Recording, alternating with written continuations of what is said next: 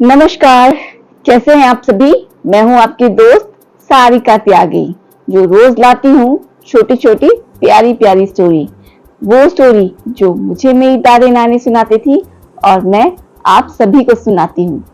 वो स्टोरी जिनसे मुझे बहुत कुछ सीखने को मिलता था और मजा भी बहुत आता था। जैसा कि आप सभी जानते हैं, आज संडे है और संडे को मैं एक स्पेशल स्टोरी लाती हूँ, स्पेशल वीडियो लाती हूँ जो हमारे देश के योद्धा थे, जो हमारे देश के लिए बहुत कुछ कर गए, जिन्होंने किसी भी तरह से देश को झुकने नहीं दिया। हम उनके बारे में बात करते हैं और उन्हें याद करते हैं।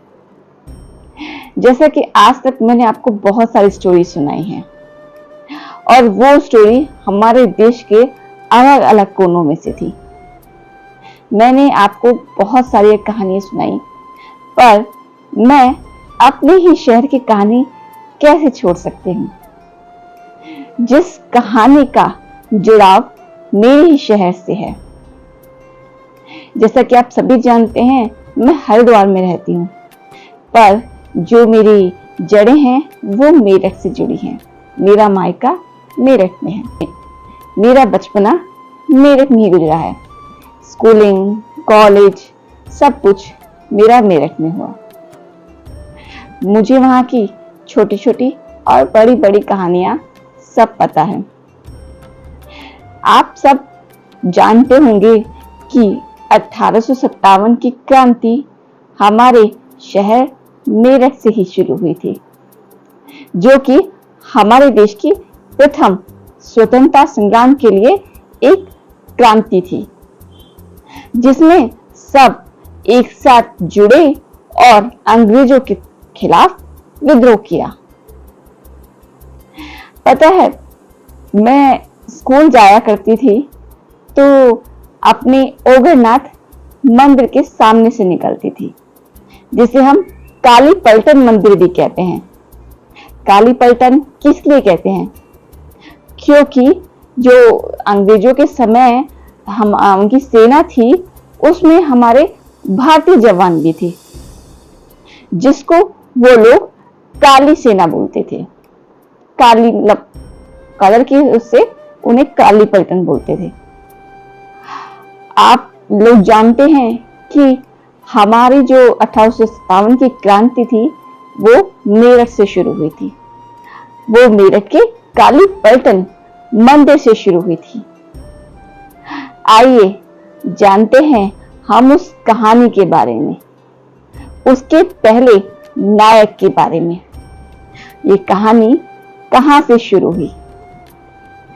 आपको मैं बताऊं कि ओगरनाथ मंदिर के जस्ट पीछे एक बहुत बड़ी स्तंभ है, जिसमें काली सेना के बारे में बताया गया है। हमारे नायक मंगल पांडे जी के बारे में बताया गया है।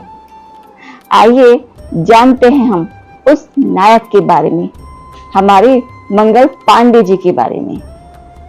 देश के पहले स्वतंत्रता सेनानी मंगल पांडे जी का जन्म 19 जुलाई 1827 को उत्तर प्रदेश के बलिया जिले के नगवा गांव में हुआ था। वह सरयू पारिन ब्राह्मण परिवार से थे। उनके पिता का नाम दिवाकर पांडे और मां का नाम अभयरानी पांडे था। उनका बचपन आम बच्चों की तरह ही बीता। 1849 में मात्र 22 वर्ष की उम्र में ही ब्रिटिश ईस्ट इंडिया कंपनी की सेना में बंगाल नेटिव इन्फेंट्री बटालियन की 34वीं रेजिमेंट में पैदल सेना के सिपाही के रूप में भर्ती किए गए।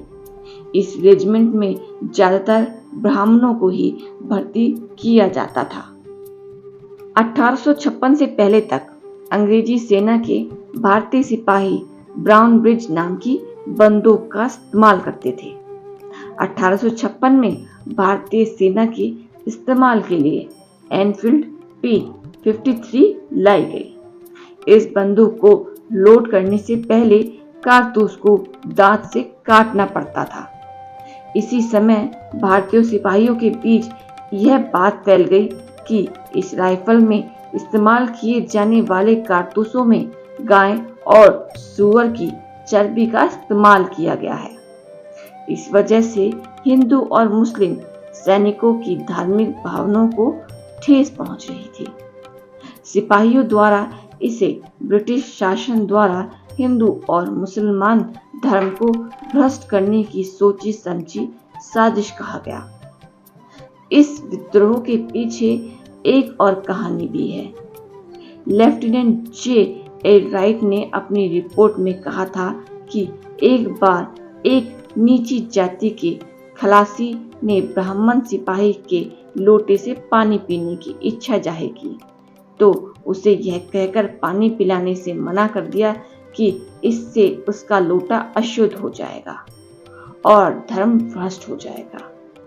तब उस नीची जाति के व्यक्ति ने कहा, जल्दी तुम्हारी जाति का अस्तित्व भी खत्म हो जाएगा जब तुम्हें सुअर और गाय की चर्बी से बने कारतूसों को मुंह से काटना पड़ेगा। इस घटना के बाद यह खबर जंगल में आग की तरह फैल गई कि अंग्रेजी सरकार भारतीयों का धर्म भ्रष्ट करने की साजिश कर रही है। बंगाल के बैरकपुर छावनी में 2 फरवरी 1857 को शाम की परेड में सैनिकों ने एनफील्ड राइफलों से इस्तेमाल किए जाने वाले कारतूसों का विरोध किया।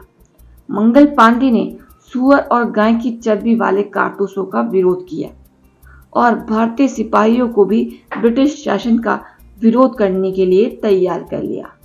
मंगल पांडे ने मारो फिरंगियों का नारा दिया। अंग्रेजों के वफादार सैनिकों ने इस विद्रोह की खबर अंग्रेज अफसरों को दे दी। बंगाल के बैरकपुर छावनी में 29 मार्च को शाम 5:10 पर जब मंगल पांडे ने विद्रोह कर कारतूस का इस्तेमाल करने से मना कर दिया, तब परेड ग्राउंड पर लेफ्टिनेंट BH बोब पहुंच गए। मंगल पांडे ने उन्हें देखते ही उन पर गोली चला दी। गोली घोड़े के पैर में लगी। बो ने मंगल पांडे पर गोली चलाई, लेकिन उनका निशाना चूक गया था। इसी बीच सार्जेंट मेजर ह्यूम ने भी आ गए थे और बो दोनों ने अपनी तलवारें निकाली। मंगल पांडे ने उन पर अपनी तलवार से हमला कर दिया। वहां मौजूद भारतीय सैनिकों में से कोई भी अंग्रेज अफसरों की मदद के लिए आगे नहीं आया। तभी शेख पलटू नाम के सैनिक ने मंगल पांडे जी को पीछे की तरफ से कमर से पकड़ लिया और दोनों अंग्रेज अफसर वहां से बच निकले। इस घटना के बाद 34वीं नेटिव इन्फेंट्री में कमांडिंग अफसर कर्नल HC वेलर ने घटनास्थल पर पहुंचकर वहां मौजूद सैनिकों से मंगल पांडे को गिरफ्तार करने के लिए कहा, लेकिन सैनिकों ने मंगल पांडे को गिरफ्तार करने से पूरी तरह मना कर दिया। इसी बीच डिवीजन में कमांडिंग अफसर मेजर जनरल हेरिस भी पहुंच गए। उन्होंने अपनी पिस्टल हवा में लहराते हुए कहा कि मेरे आदेश पर अगर किसी सैनिक ने मार्च नहीं किया तो मैं उसे गोली मार दूंगा। इस बार सैनिकों ने उनकी बात सुनी। सभी सैनिक मंगल पांडे की तरफ बढ़ने लगे। तभी मंगल पांडे ने बंदूक की नाली अपने सीने की तरफ करके अपने पैर की उंगली से बंदूक को घोड़ा दबा दिया। गोली मंगल पांडे के सीने और गर्दन को घायल करके आगे निकल गई। उनके कोट में आग लग गई। मंगल पांडे पेट के बल गिर गए। मंगल पांडे को तुरंत गिरफ्तार कर अस्पताल भेज दिया गया। मंगल पांडे का कोर्ट मार्शल शुरू हुआ, लेकिन इसके पहले ही शेख पलटू का प्रमोशन कर दिया गया। कोर्ट मार्शल के दौरान मंगल पांडे ने स्वीकार कर लिया कि इस मामले में उनका कोई साथी नहीं है। ब्रिटिश हुकूमत क्रांतिकारियों को विद्रोही का दर्जा देती थी और अंग्रेज अफसर पर हमले का मतलब साफ तौर पर अपनी मौत का वारंट खुद निकलवाना होता था। इसलिए सिपाही नंबर 1446 मंगल पांडे को मौत की सजा सुनाई गई। फांसी के लिए 18 अप्रैल 1857 की तारीख तय की गई थी, लेकिन ब्रिटिश शासन को डर था कि तब तक विद्रोह देश के दूसरे इलाकों में ना फैल जाए। इसलिए तय समय में 10 दिन पहले 8 अप्रैल सुबह 5:30 बजे ही उनके साथी सैनिकों के सामने 30 वर्ष की उम्र में ही उन्हें फांसी दे दी गई। फांसी देते समय जल्लाद भी मंगल पांडे को फांसी देना नहीं चाहते थे, लेकिन अंग्रेजों के दबाव में उन्हें यह काम करना पड़ा। लोगों ने अंग्रेजों के इस फैसले का जमकर विरोध किया। अब हर किसी को यह बात समझ में आ गई थी कि अगर हम सैनिक और देशवासी मिलकर लड़े तो अंग्रेजों की कोई औकात नहीं, अंग्रेजों को हराया जा सकता है। अब ये बात सैनिक और आम लोग भी महसूस करने लगे थे। मंगल पांडे के शहीद होने से पूरे भारत में क्रांति की ज्वाला भड़क उठी। अंग्रेजों ने मंगल पांडे को यह सोचकर तय समय से पहले फांसी दी थी कि इस तरह से वे स्थिति पर काबू पा लेंगे और विद्रोह को कई जगह भड़कने से रोक लेंगे। लेकिन मंगल पांडे की मौत के बाद विद्रोह की चिंगारी कई सैनिक छावनियों में भी फैलने लगी। कई सैनिक विद्रोही बन गए। अंग्रेज सैनिकों ने विद्रोही सैनिकों को मंगल पांडे के सरनेम पेंडीज नाम से पुकारना शुरू कर दिया। देश के विभिन्न हिस्सों से भी क्रांति की खबरें आने लगी। 20 अप्रैल 1857 को हिमाचल प्रदेश के कसौली में सिपाहियों ने ही पुलिस चौकी में आग लगा दी। 3 मई 1857 में मेरठ में भारतीय घुड़सवार सैनिकों ने विद्रोह किया। मेरठ के विद्रोह से यह चिंगारी पूरे पश्चिमी उत्तर प्रदेश के साथ साथ पूरे देश में भी फैल गई।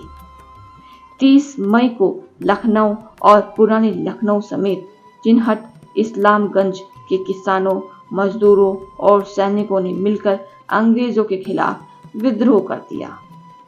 मंगल पांडे की शहादत व्यर्थ नहीं गई थी और इस तरह 1857 की क्रांति के रूप में भारत का पहला स्वतंत्रता संग्राम शुरू हुआ। मंगल पांडे के विद्रोह की सामूहिक सजा के रूप में 34वीं रेजिमेंट को अप्रैल 1857 में भंग कर दिया गया। तब निकाले गए सभी सैनिकों ने विरोध जताते हुए ग्राउंड से निकलते से पहले अपनी टोपी को जमीन पर फेंककर कुचल दिया था। मंगल पांडे का नाम भारतीय इतिहास में स्वर्ण अक्षरों में दर्ज है। उनकी वीरता की कहानियां हमेशा नौजवानों के लिए प्रेरणा स्रोत रही हैं। भारत सरकार ने इस अमर शहीद के सम्मान में 1984 में एक डाक टिकट भी जारी किया था। मंगल पांडे के जीवन पर 2005 में मंगल पांडे द राइजिंग नाम की फिल्म भी बनाई चुकी है।